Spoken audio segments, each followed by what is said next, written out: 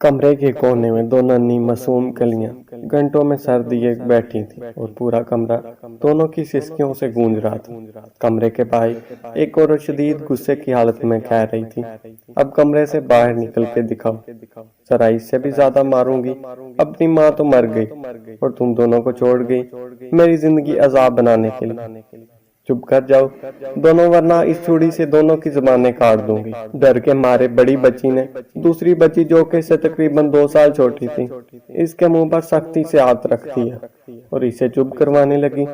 4 سدہ کے چھوٹے سے گھر میں رہنے والی 7 سالہ اقرا اور 9 سالہ ریمشا کی سگی ماں فرزانہ کو اس دنیا سے گئے 8 ماہ ہو چکے تھے، اور ماں کے وفات کے بعد ان دونوں نے کوئی ایک دن بھی آرام سکون سے نہیں گزارا تھا۔ اقرا اور ریمشا کا والد ظفر ایک مزدور تھا جو سارا دن محنت مزدوری کر کے اپنے بچوں کا پیٹ بھرتا۔ بیوی کے مرنے کے بعد وہ کام پہ چلا جاتا اور بیٹیاں سارا دن اپنی ماں کو یاد گھر میں اکیلی رہتی۔ ان کے گھر کے ساتھ گھر میں ظفر کی چاچی رہتی تھی۔ دونوں بچیوں کی حالت دیکھتے ہوئے اس نے ظفر کو دوسری شادی کا مشورہ دیا، جسے اس نے فوراً مان لیا۔ چاچی نے اس کے لیے نسرین کو پسند کیا، جس کے والدین حیات نہیں تھے، اپنے ایک بھائی اور بھابھی کے ساتھ رہتی تھی۔ ایک ہفتے کے اندر ہی سادگی سے نکاح ہوا۔ اقرا اور ریمشا بہت خوش تھی کہ ان کی نئی امی آ گئی ہیں۔ اب وہ سارا دن گھر میں اکیلے نہیں رہیں گی، اب انہیں کھانا بھی وقت پر ملے گا، بھوکا نہیں رہنا پڑے گا۔ لیکن ان دونوں کو معصوم بچیوں کی یہ خوشی صرف چند دن ہی رہی۔ کچھ دن بعد اس نے دونوں بچیوں کو چھوٹی چھوٹی سی باتوں پہ مارنا شروع کر دیا۔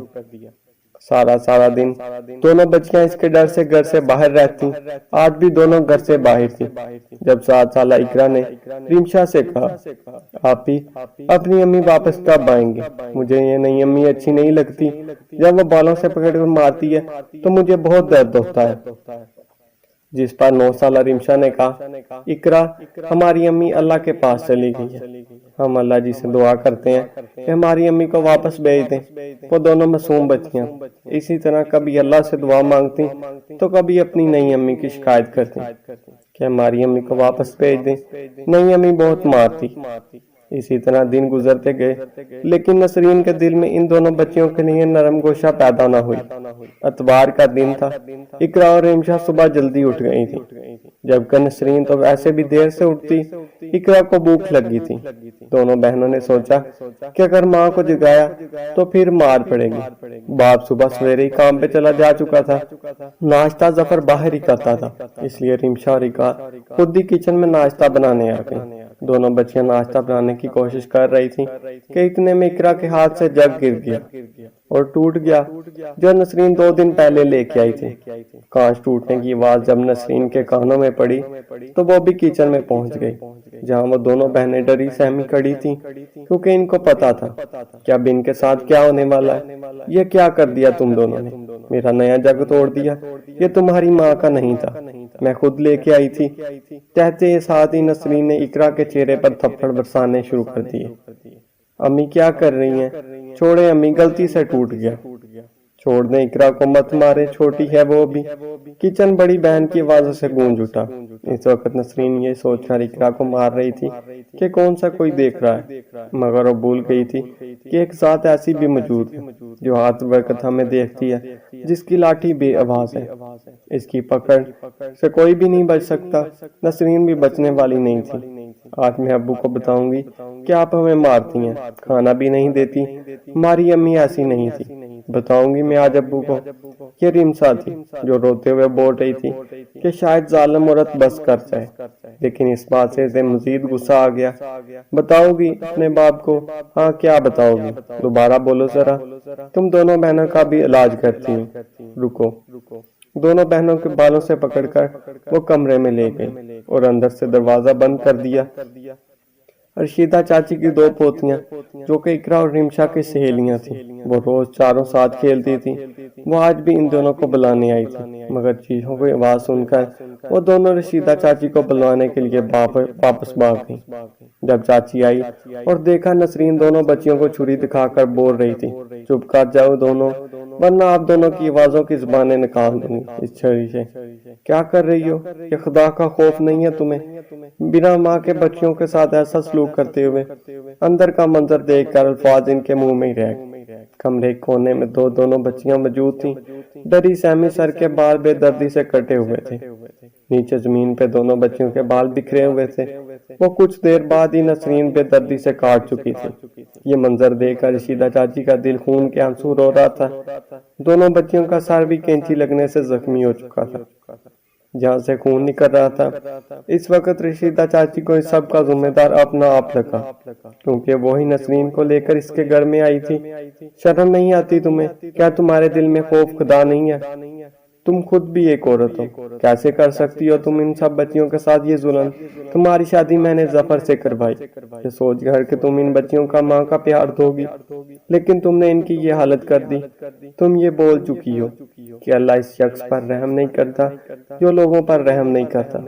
تم سے اس کا بدلہ اللہ ہی لے گا۔ آج ظفر کو آنے دو، میں کرتی ہوں کوئی فیصلہ۔ اب مزید میری بچیاں تمہارے ساتھ نہیں رہ سکتی۔ رشیدہ چاچی غصے سے بول رہی تھی۔ ٹھیک ہے، کہہ دینا ظفر سے جو کہنا ہوا۔ اب ایسی بھی کیا قیامت آ گئی جو ان کو ہلکا سا مار پیٹ لیا؟ اگر یہ مجھے تنگ کریں گی اور میں انہیں تو کوئی کچھ کروں گی نا، کون سی قیامت آ گئی؟ ہلکا سا یہ تمہیں ہلکا لگ رہا ہے؟ ان بچیوں کے بال کاٹ دیے، سر زخمی کر دیا، اور تم کہہ رہی ہو ہلکا سا؟ ڈانٹ دیا۔ اللہ ہی اس کا حساب لے گا۔ تم نے اقرا اور رمشا کی ضرورت نہیں ہو۔ بیٹا چلو دونوں میرے ساتھ۔ اور رشیدہ چاچی دونوں کو اپنے ساتھ اپنے گھر لے گئی۔ شام کو ظفر کے گھر آتے ہی نسرین نے رونا دھونا شروع کر دیا۔ کیا میرا اتنا بھی حق نہیں ہے؟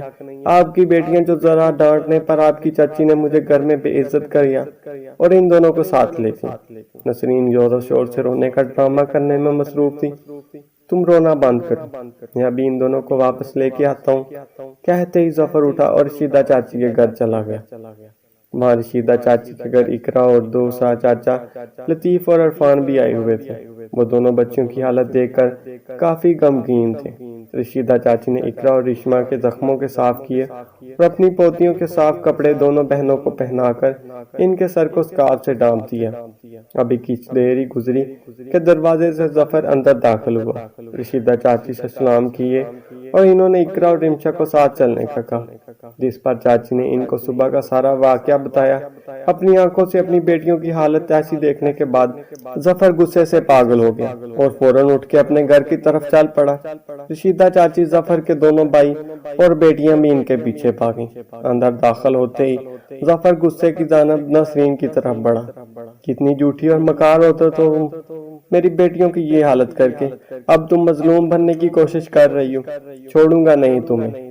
اس سے پہلے کہ ظفر نسرین پر ہاتھ اٹھاتا، رشیدہ اور ظفر کے دونوں بھائیوں نے آگے بڑھ کر ان کا روبرو نسرین کو کسی قسم کا پچھتاوا نہیں ہے۔ وہ ایک ہی بات کر رہی تھی ظفر سے کہ میں تمہاری بیٹیوں کی نوکر نہیں ہوں، مجھے الگ گھر لے کر دو، مجھے طلاق دو۔ لڑائی بہت بڑھ گئی۔ رشیدہ اور چاچی اور ظفر اس بھائی کا گھر برباد نہیں کرنا چاہتے تھے، اس لیے لطیف اور عرفان نے فیصلہ کیا کہ ظفر دوسرا گھر نہیں لے سکتا۔ اس کے پاس اتنے پیسے نہیں تھے، وہ تو محنت مزدوری کرتا تھا، اس لیے انہوں نے ظفر کو منایا کہ اقرا اور عشاء کو ہم ساتھ لے جاتے ہیں، یہ دونوں اب ہمارے ساتھ رہیں گی۔ بہت مچل سے ہی صحیح، لیکن ظفر مان گیا۔ اس طرح اقرا عرفان کے ساتھ اور رمشا لطیف کے ساتھ ان کے گھر چلی گئی۔ وقت کا کام ہے گزرنا اور وہ گزرتا چلا گیا، پتہ ہی نہیں چلا، اور نسرین کی شادی کو 8 سال گزر گئے۔ اقرا 15 اور عشاء 17 سال کی ہو گئی تھی، مگر نسرین کو اللہ نے اولاد کی خوشی نہیں دی۔ جو دوسروں کی اولاد پہ ظلم کرتے ہیں ان کی خوشیاں بھی نہیں دیکھ سکتے، وہ خود بھی کبھی خوش نہیں رہ سکتے۔ کسی بھی ڈاکٹر کا کوئی بتانا تو نسرین وہاں علاج کے لیے پہنچ جاتی۔ 8 سال کے لمبے عرصے بعد نسرین کو ڈاکٹر نے خوشخبری دی کہ وہ ماں بننے والی ہے۔ اس کی خوشی کی انتہا نہیں تھی۔ وہ ہر وقت سوچتی رہتی کہ میں اپنے بچے کی دنیا کی ہر آسائش دوں گی، بڑے بڑے اسکول میں پڑھاؤں گی۔ میرا بچہ ان دنوں اس نے کام کے لیے بھی ملازمہ رکھ لی۔ ظفر بھی بہت خوش تھا۔ آخر وہ دن بھی پہنچ گیا جس کا نسرین کو بے صبری سے انتظار تھا۔ اسپتال میں بیڈ پہ پڑی وہ منتظر نگاہوں کے دروازے کو دیکھ رہی تھی کہ کب اس کے بچے کو اس کی گود میں دیا جائے گا۔ اتنے میں دروازے میں ظفر اندر داخل ہوا۔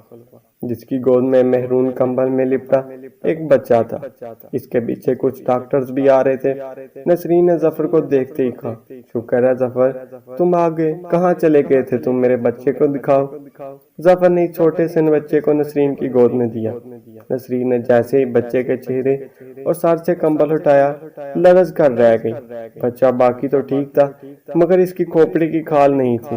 سر کے اندر دماغ وغیرہ سب نظر آ رہا تھا۔ ظفر نے جلدی سے بچے کو واپس لیا اور کانپتی ہوئی نسرین کو سنبھلنے لگا، جس کا چہرہ پیلا پڑ چکا تھا۔ آج 2 ہفتے گزر چکے تھے۔ نسرین اور ظفر وہ قیامت گزرے رات کے 2 بج رہے تھے جب پیاس کی شدت سے نسرین کی آنکھ کھلی۔ کچن میں پانی پیتے ہوئے اچانک اسے وہ سب یاد آیا جو 8 سال پہلے اقرا اور ریمشا کے ساتھ کر چکی تھی، اور اپنا ننھا سا بیٹا بھی۔ رات کے اس پہر کی کچن میں کھڑی نسرین کے کانٹوں میں مسلسل ان بچیوں کی آواز گونج رہی تھی، امی مت ماریں اقرا کو، امی مت ماریں، میرے بال نہ کاٹیں، مت کریں امی، صرف ایک دفعہ معاف کر دیں، اس کے بعد کبھی آپ کو تنگ نہیں کریں گے۔ شاید اپنی اولاد کو ایسی حالت میں دیکھنا ہی تھا جو آج نسرین ان معصوم بچیوں کے درد کو محسوس کرتی۔ چیخ چیخ کر روتے ہوئے وہ کچن میں ہی زمین پر بیٹھ کر اللہ سے معافیاں مانگنے لگی۔ رونے کی آواز سن کر ظفر بھی بھاگتا ہوا کچن میں آیا۔ کیا ہوا نسرین، کیوں رو رہی ہو؟ بتاؤ مجھے کیا ہوا ہے تمہیں؟ ظفر نے حوث بختہ ہو کر پوچھا۔ ظفر مجھے اقرا اور عشاء کے پاس لے چلو، خدا کے لیے مجھے ان کے پاس لے چلو، میں ان سے معافی مانگنا چاہتی ہوں۔ آج اپنی حالت کی ذمہ دار میں خود ہوں، نہ میں ان پہ ظلم کرتی، نہ آج میرے ساتھ یہ سب کچھ ہوتا۔ جب تک وہ مجھے معاف نہیں کریں گی، اللہ بھی مجھے معاف نہیں کرے گا۔ مجھے لے چلو ان کے پاس۔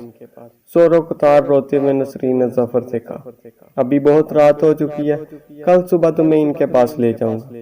ظفر نے کہا، اس سے سہارا دیتے ہوئے کمرے میں لے گیا۔ اگلے دن صبح سویرے ہی ظفر اور نسرین عرفان اور لطیف کے گھر کے لیے روانہ ہوئے۔ اقرا اور رمشا اپنی چاچی کے ساتھ کچن میں ان کا ہاتھ بٹانے میں مصروف تھی، جب باہر سے باتوں کی آواز آنے لگی۔ لگتا ہے کوئی آیا ہے، چلو چل کے دیکھتے ہیں، عرفان کی بیوی نے کہا۔ وہ تینوں باہر آ گئے۔ باہر کا منظر دیکھ کر اقرا اور رمشا کی آنکھوں پہ یقین نہیں رہا تھا، جہاں لطیف کی بیوی نسرین سے سلام دعا کرنے میں مصروف تھی۔ اقرا اور رمشا آگے بڑھ کر سلام کے لیے ہاتھ بڑھایا، لیکن نسرین نے ان کا ہاتھ تھامنے کی بجائے دونوں کو گلے سے لگا لیا اور پھوٹ پھوٹ کر رونے لگی۔ مجھے معاف کر دو بیٹا، میں تم دونوں سے معافی مانگنے آئی ہوں۔ میں نے تم دونوں کے ساتھ بہت برا سلوک کیا، اس کی سزا مجھے مل چکی ہے، مجھے معاف کر دو۔ میرے ساتھ گھر چلو، اور جب تک تم دونوں مجھے معاف نہیں کرو گی تب تک اللہ بھی مجھے معاف نہیں کرے گا۔ اقرا اور رمشا نے نسرین کی طرف دیکھا جو بے حد کمزور نظر آ رہی تھی، آنکھوں کے گہرے حلقے موجود تھے، وہ بہت بیمار نظر آ رہی تھی۔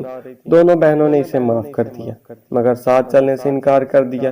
اب واپس وہ دونوں اس گھر میں نہیں جانا چاہتی تھی، اور اس گھر میں وہ بے حد خوش تھی۔ وہ دن وہاں گزارنے کے بعد نسرین اور ظفر واپس آ گئے۔